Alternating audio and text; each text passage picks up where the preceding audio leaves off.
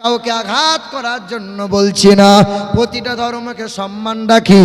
তবে বেদে বলা আছে দামালানাম পারামানাম সারামানাম ও নমো জগদাত্রী মহিমা বাসুদা মারমেহে ও নমো ব্রহ্মাণ্ড প্রভাসিত নমো কল্যাণ শান্তি যুগে যুগে নমোহা সর্বদা তো কল্যাণ বসুমতী গৌরী ঋষি মৃত্যু যারা মৃত্যু আগমনী নমোহা না দ্বিতীয়াম না তৃতীয়াম চতুর্থ না পঞ্চুতে। তিনি দুইটা হবেন না, তিনটা হবেন না, চারটা হবেন না। অন্ধা তোমা প্রভাসন্তি ইয়া সম্মতি উপস্থিত, তাহারাই অন্ধকারে প্রবেশ করে যাহারা এক মহান প্রতিপালককে আকৃতি তৈরি করে, এক মহান প্রতিপালকের মূর্তি তৈরি করে। না দ্বিতীয়াম না তৃতীয়াম চতুর্থ না পঞ্চুতে। তিনি এক অদ্বিতীয় লা শারীকা লা ও নমো ব্রহ্মাণ্ড। তিনি হবেন বিশ্ব ব্রহ্মাণ্ডের মালিক, তিনি হবেন আকাশ জমিনের মালিক, তিনি হবেন হায়াত মৌতের মালিক, আনন্দ নিরানন্দের মালিক তিনি, জান্নাত ও জাহান্নামের মালিক তিনি। তিনি এক অদ্বিতীয় লা শারীকা লা। তিনি কখনো খান না, তিনি কখনো ঘুমান না, যার কোনো বিবি নাই, বাচ্চা নাই, জন্ম নেয় নাই, জন্ম কাউকে দেয় নাই। এক আল্লাহ, আল্লাহর মতো আল্লাহ দ্বিতীয় কেউ হতে পারে না। আল্লাহ খায়, বলো না আল্লাহ ঘুমায়। লা তাখুযুহু সিনাতুন ওয়ালা নাওম। আল্লাহ যে ঘুমায় না। একদিন মুসা নবী আলাইহিস সালাতু ওয়াস সালাম তুর পর্বতে গেল, মালিকের সঙ্গে দিদার হলো, কথা হলো। ও দয়ার মালিক আল্লাহ, আমরা যেমন ঘুমাই, আল্লাহ আপনি কি ঘুমান না?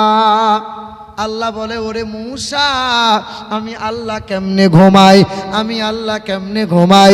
আমি আল্লাহ যদি ঘুমাইয়ে যাই, চন্দ্র তারকা দিয়ে রাতের বেলায় আসমানকে কে সুসজ্জিত করবে বলো? আমি আল্লাহ যদি ঘুমাইয়ে যাই, সকালে সূর্য পূর্ব দিকে নিয়মিত কে উদয় করবে বলো? এ বান্দা, আমি আল্লাহ কেমনে ঘুমাই? বান্দা তুমি যখন ঘুমিয়ে যাও, তোমার ঘুম ভাঙাই আমি আল্লাহ। আমি তোমার ঘুম ভাঙাই, তাই দেখতে পাও সকাল। আর আমি আল্লাহ ঘুম না ভাঙাইলে দেখতে পাবে পরকাল। কি বলেন? মানুষ যখন ঘুমাইয়ে যায়, তার দেহে কি আত্মা থাকে বাবা? দেখেননি আপনি স্বপ্ন দেখছেন সাপে তাড়া করছে, আপনি স্বপ্ন দেখছেন বাঘে তাড়া করছে, ঘুম ভেঙেছে, হঠাৎ আপনি হাঁপাচ্ছেন, দেহ ঘেমে গেছে, কিন্তু আপনি তো ঘুমিয়েছিলেন, হাঁপাচ্ছেন কেন, ঘামলেন কেন? আপনার দেহ ঘুমিয়েছিল, কিন্তু আত্মা যে দৌড়াচ্ছিল। জি, মানুষ যখন ঘুমায়, ঘুম হলো মৃত্যুর ছোট ভাই। এবার মুসলমান ভাইরাই আমার, তবে কিছু কিছু মানুষ এমন আছে, এক আল্লাহ, এক আল্লাহকে বাদ দিয়ে মাজারে যায়, সিজদা করে। মাজারে যাবেন, জিয়ারত করবেন, আহলে সুন্নাতুল জামাতের আকীদা, না না সিজদা করা চলবে না, মহিলাদের মাজারে প্রবেশ করা যাবে না। এই তো কদিন আগে পাথর চাপড়িতে জিয়ারত করছি, তো এক মহিলা দেখছি এইরকম করে দু চারটে মহিলা বেরিয়ে এসছে। আমি জিজ্ঞাসা করলাম, খালা কি ব্যাপার? বলে মাজারে গিয়ে ঠুকে এলাম। কারণ খালা তুমি জানো না যে মাজারে মহিলাদের ঢুকতে নাই? বলে মৌলবীদের নতুন নতুন ফতোয়া, নতুন নতুন মৌলবী, নতুন নতুন ফতোয়া। আমরা 40 বছর ধরে মাজারে ঢুকে মাজারে মাথা ঠুকছি, কোনো মৌলবী মারণ করে না, কোনো খাদেম নিষেধ করে না, আপনারা নিষেধ করছেন মাজারে ঢোকা যাবে না। কি বলেন? কই আলেমরা কোথায় গেল? হে মুসলমান ভাইরাই আমার, ও নওজোয়ান তরুণেরা, যুবকেরা, মাজারে যান, জিয়ারত করেন। ইয়াখলুকু মা ইয়াশা ইয়াহাবু লিমান ইয়াশা ইনাসা ইয়াহাবু লিমান ইয়াশা উযকুর। না না, এক আল্লাহর কাছে চাওয়া লাগবে, ওসিলা নিয়ে চাও। সন্তান দেওয়ার মালিক এক আল্লাহ, রুজির মালিক হলো এক আল্লাহ, হায়াতের মালিক হলো এক আল্লাহ। আরে মুসলমান, আহলে সুন্নাতুল জামাতের বদনাম যেন করাইও না, মাজারে গিয়ে সিজদা যেন করবে না। সিজদা করা যাবে বাবা? হ্যাঁ, মাজারে গিয়ে মাথা টুকে বলছো পীর সাহেব আমাকে একটা ছেলে দিতেই হবে। না না, আমাকেই একজন বলেছিল, ডানকুনিতে ওয়াজ করে বসে আছি, খানা খাবো, এক মহিলা ছুটে এসে বলছে হুজুর আপনার ওয়াজ শুনলাম, সাংঘাতিক ওয়াজ। আমি কি হয়েছে বল? বলে 7 বছর ছেলে হয় নাই, আপনাকে একটা ছেলে দিতেই হবে। আমি ছেলে কি ব্যাগে ভরা আছে? ছেলে ভরে দেবো। বলেন না, চাইতে হবে কার কাছে? এ মুসলমান, নেক কাজ করো, নেক কাজের ওসিলা নিয়ে চাও। আমার মাদ্রাসা জানেন, মাদ্রাসার ছেলেরা আমাকে একদিন বলছিল হুজুর একবার দীঘা নিয়ে যাবেন। তাই আমি বললাম বেশ নিয়ে যাবো। যে হুজুর দীঘা কোনো দিন দেখি নাই, লাল না সবুজ। আমরা বেশ দেখাবো। দেখবেন মাদ্রাসার ছেলে যারা হয় একটু দুষ্টু টাইপের হয়, দেখবেন আপনারা। আমিও মাদ্রাসার ছেলে একদিন ছিলাম। মাদ্রাসার ছেলে যারা হয়, এই দুষ্টু ছেলেরা যখন মাদ্রাসায় কোরআন পড়া শুরু করে দেয়, কোরআনের স্পর্শ পেয়ে এই ছেলেটা আল্লাহওয়ালা হয়ে যায়। হয় কি হয় না? কোরআনের স্পর্শ পেলে দাম বাড়িয়ে দেয় কে? আজ জিরো আছেন, কোরআন বুকে তুলে নেন, হিরো বানিয়ে দেবে কে? ওমরে ফারুক রাদিয়াল্লাহু তাআলা আনহু যখন তিনি জিরো ছিলেন, কোরআন থেকে দূরে ছিলেন, কোরআন যেই দিন বুকে তুলে নিলেন, জামানার অর্ধজাহানের হিরো বানিয়ে দিয়েছে কে? আজ আমরা জিরো না হিরো? বলো না, হিরো। মুতে পানি লাই না, যে হিরো। ছি ছি ছি ছি, জিরো। আমরা জিরো। মার খাচ্ছে কে? বলো না, মার খাচ্ছে কারা? লাঞ্ছিত কারা? ষষ্ঠ কোরআন পেলে, ষষ্ঠ নবী পেলে, ষষ্ঠ উম্মত হলে, ষষ্ঠ মানুষ হলে তোমরা, আর ষষ্ঠ মালিক পেলে, এত বড় মালিক পেয়ে, এত বড় কোরআন পেয়ে, এমন নবী পেয়ে, আর এমন জাতি হয়ে গোটা বিশ্বের জমিনে মার খাচ্ছ, এটা কি মনে হয়? মুসলমানরা বলছে আল্লাহ দেখতে পাচ্ছে না। আর কেউ বলছে আল্লাহ চোখ নাই, এমন হচ্ছে মুসলমানদের। তুমি মুসলমান আছো বাবা?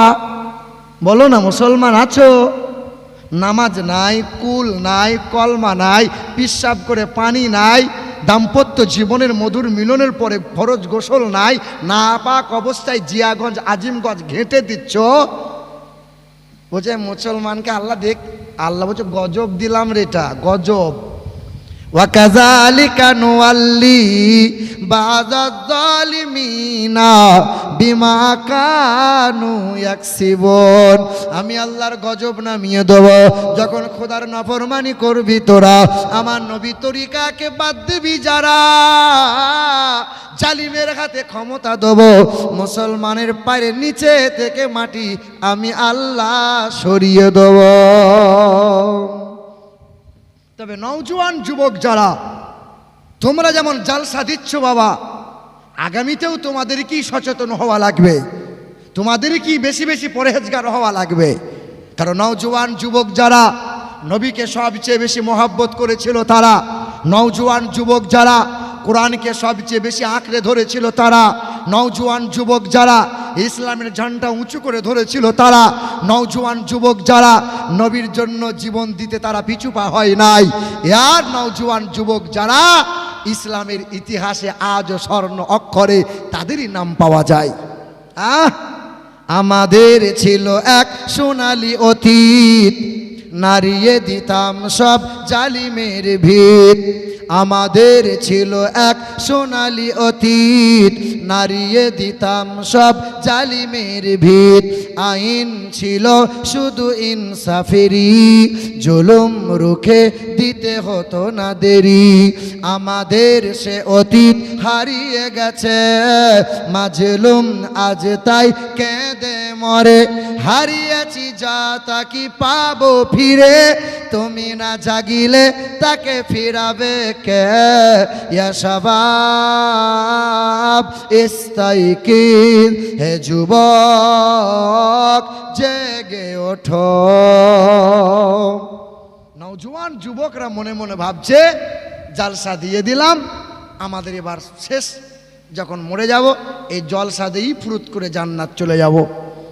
এবার এই আপনারই গ্রামের বাদাল গ্রামের 3টে ছেলে কলকাতা গেছে কোনো এক রাজনীতি সভাতে। দেখবেন অনেক সময় মিছিলে যায়, সভাতে যায়, বিনা টিকিটে যায়, আর সভা বাদ দিয়ে চিড়িয়াখানা ভিক্টোরিয়া ঘুরে বেড়ায়, আছে না নাই? আর বাদাল গ্রামের লোক একটু বুদ্ধিমান চালাক বেশি। দেখবেন চায়ের দোকানে বসে বসে খুব মোড়ালি করে, খুব মাতব্বরি করে। ও একবার ভুল করে কলকাতায় গিয়েছে মিটিংয়ে, দিয়ে শুধু বড় বড় বাড়ি, 20 তলা 40 তলা বাড়ি গুনছে। এই যে শোনেন, চায়ের দোকানে বসে এসে বলছে কলকাতার লোককে বোকা বানিয়ে দিলাম। বলছে কীরকম? বলে কলকাতায় আমি 20 তলা বাড়ি গুনছিলাম, 20 তলা। এক ভদ্রলোকে এই কতলা গুনলে? বলে কেন? বলে জানো না তলা পিছু 20 টাকা করে লাগে, যতলা গুনবে তত টাকা লাগবে।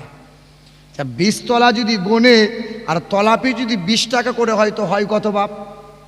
কত হয়? 400 টাকা। তা বলছে আমি কলকাতার লোককে বোকা বানিয়ে দিলাম, আমি গুনেছিলাম 20 তলা, কিন্তু আমি বললাম 10 তলা গুনেছি, 200 টাকা দিয়ে আমি চলে এলাম। কলকাতার লোককে বোকা বানিয়ে দিলাম। আচ্ছা বোকা কলকাতার লোক না বাদালের ওই লোক? বলো বলো। চায়ের দোকানে বসে বসে মোড়ালি করছে, খুব মোড়ালি। 3 বন্ধু মিলে কলকাতায় গেছে। কথা খুব ভালো করে শুনবেন, যারা শুধু ভেবে নিয়েছেন জলসা দিলেই জান্নাত, শোনেন। সারাদিন ঘুরে ঘুরে বেড়াচ্ছে চিড়িয়াখানা ভিক্টোরিয়া আর এখান ওখান করে ঘুরে ঘুরে সন্ধ্যা হয়ে গেছে, তুফান ঝড়, তো খুঁজে আর পাই না। তো দেখছে এক 20 তলা বাড়ি আছে, আর সামনে এক ভদ্রলোক লাঠি নিয়ে বসে আছে। বলে চাচা তোমার ঘরে কি একটু রাতের বেলায় ঠাঁই পাওয়া যাবে? সকালবেলায় আমরা উঠে চলে যাব, আমরা মুর্শিদাবাদের ছেলে, বাদাল গ্রামে বাড়ি। বলছে বাবা আমার তো আজিমগঞ্জে বাড়ি। চাচা এই বাড়ি তোমার? বলে না বাবা আমি 5000 টাকায় চাকরি করি। বলে চাচা একটা উপায় বার করে দাও চাচা, আমার, তুমি আমার এলাকার লোক। বলছে বাপ তুই বাদালের ছেলে, ভালো ছেলে রে। তা শোন বাপ, ওই চিলেকোটায় মানে 21 তলাতে যে একটা চিলেকোটার ছোট ঘর হয়, ওই চিলেকোটার ঘরটা বাপ খালি আছে, যদি পারিস তো যা। তা বলছে চাচা অসুবিধা নাই। 2 বন্ধু আর একটা ছোট বন্ধু, ছোট সাইজ। তো 2 বন্ধু বলছে এক কাজ কর, তুই একবার গল্প বল, আমি একবার গল্প বলি। গল্প বলতে বলতে 20 তলা হেঁটে যাব, অত কষ্ট মনে হবে না। সারাদিন ক্লান্ত হেঁটে হেঁটে যাচ্ছে, এ একবার গল্প বলছে, এ একবার বলছে। ছোট বন্ধুটা বারবার বলছে আমি একটু বলি, এই চুপ কর, ছোট ছোট মতো থাক, হ্যাঁ চুপ কর। একে বারবার শুধু দাবিয়ে দেয়। 20 তলা যখন ক্লান্ত হয়ে গিয়ে দেখছে চিলেকোটাতে তালা মারা, তো ছোট বন্ধুটা বলছে আমি বারবার শুধু বলেছিলাম একবার বলি, একবার বলি। চাচা একটা চাবি দিয়েছিল, চাবিটা টেবিলে রাখা ছিল। চাচা বলেছিল বাবা টেবিলে চাবিটা আছে, মনে করে নিয়ে যাস। শুধু এই কথাটাই আমি বলতাম, চাবিটা নেবো না নেবো না, নেবো না নেবো না। তোমরা 2 বন্ধু পালোয়ান তো, তাই আমাকে বারবার দাবিয়ে দিয়েছো। চিলেকোটায় লাভ ঠেলা বোঝো, তালা মারা চাবি নাই। জলসা দিয়েছো বাবা, হাসরের ময়দানে পার হবে, জান্নাতের দরজায় গিয়ে দেখো তালা মারা চাবি। এই বলো চাবি কি? জান্নাতের চাবি কি? ও নামাজ নাই, কুল নাই, কলমা নাই, মুতে পানি নাই, দিয়ে বলছো চল জান্নাতে যাব। চাবি? রাগ করছেন নাকি? না 2য় বছরে আমাকে আর ছেলেরা ডাকবে না, সেটা আমি বুঝে নিয়েছি। এ বাবা একবার মোহাব্বতে দরুদ শরীফ আল্লাহুম্মা সাল্লি আলা মাওলানা মুহাম্মাদ ওয়া আলা মাওলানা মুহাম্মাদ। ইমাম সাহেবরা দেখবেন সব সত্য বলতে পারে না, আর আমি পাম দেওয়ার লোক লয় বাপ যে আপনাকে পাম দিয়ে বেলুন ফোলাবো। ইমাম সাহেবকে বলিয়েন তো ইমাম সাহেব জুম্মার দিনে একবার দেবেন তো। ইমাম সাহেব দাঁড়িয়ে যায়, যারা সুদ খায় তাদের বাড়ি আমি ইমাম সাহেবের খাবার খাওয়া যাবে না, যারা লটারি কাটে তাদের ঘরে আমি পালি খাবো না, যারা মদ খায় তাদের ঘরে পালি আমার খাওয়া যাবে না, যারা বাপ মাকে খেতে দেয় না তার ঘরে আমি খাবো না। আচ্ছা বলেন বাপ, মৌলবি খাবার জুটবে? কেসিয়ার পরের দিন এসে বলে আসসালামু আলাইকুম হুজুর, বাড়ি যান, টিকিট আর নাই। কি বলছেন বলেন? আমার তো ইমামতি করার কোনো চান্স নয়, এসেছি পরের বছরে আসবো না। কি বলেন বলেন? এ বাপ রাগ করছেন নাকি?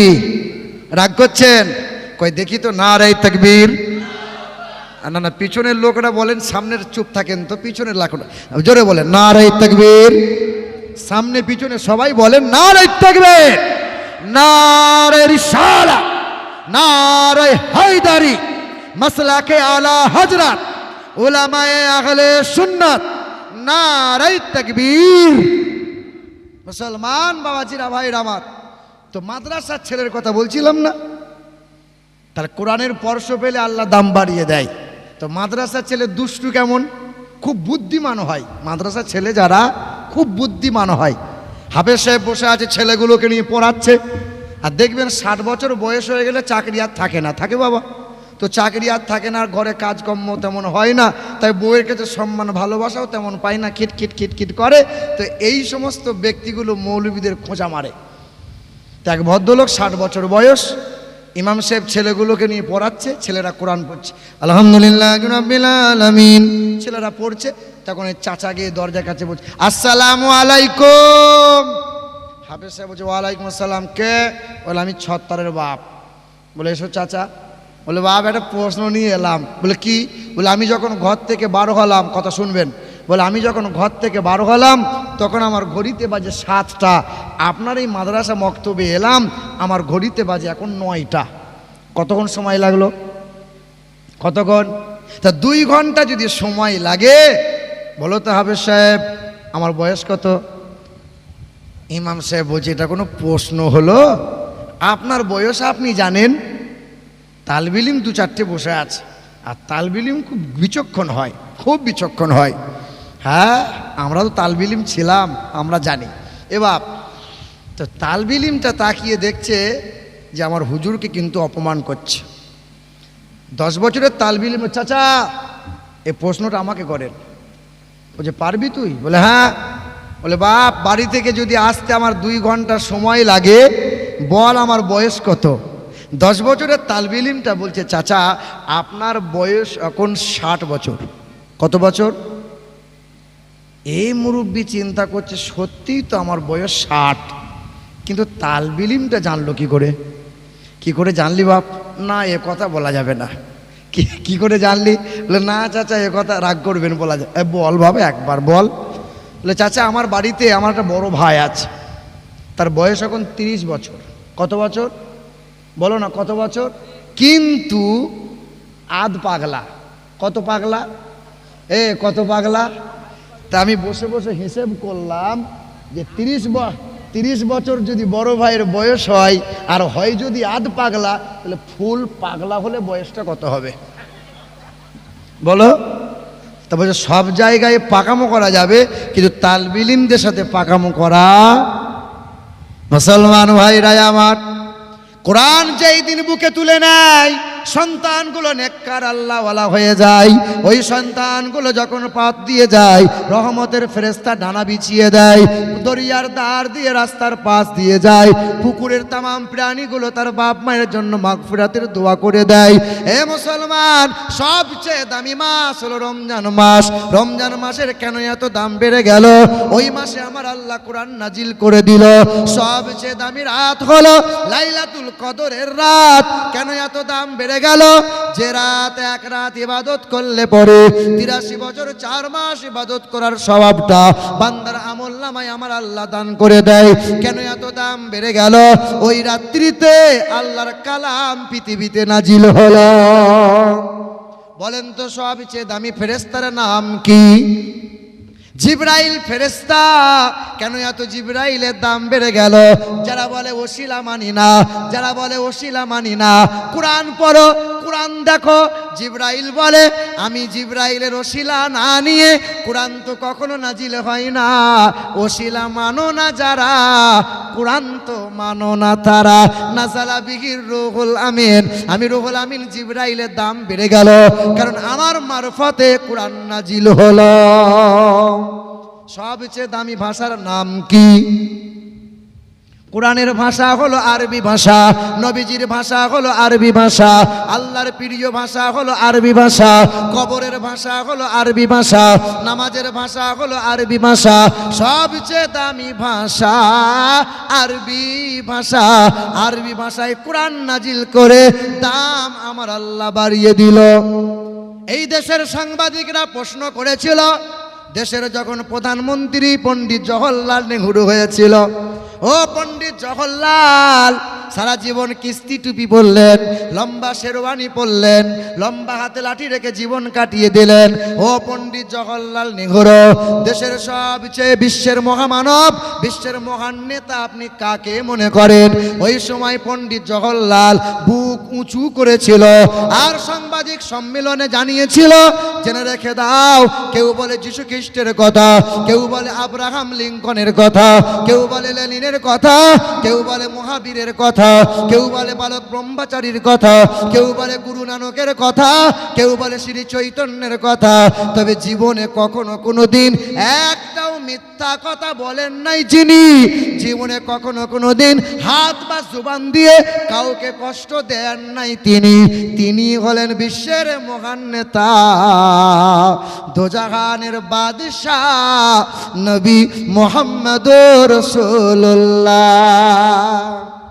এ মুসলমান ভাইরা আমার, আল্লাহর নবী জানিয়ে দিলেন খৈরুকুম মান তাআল্লামাল কুরআনা ওয়া আল্লামা।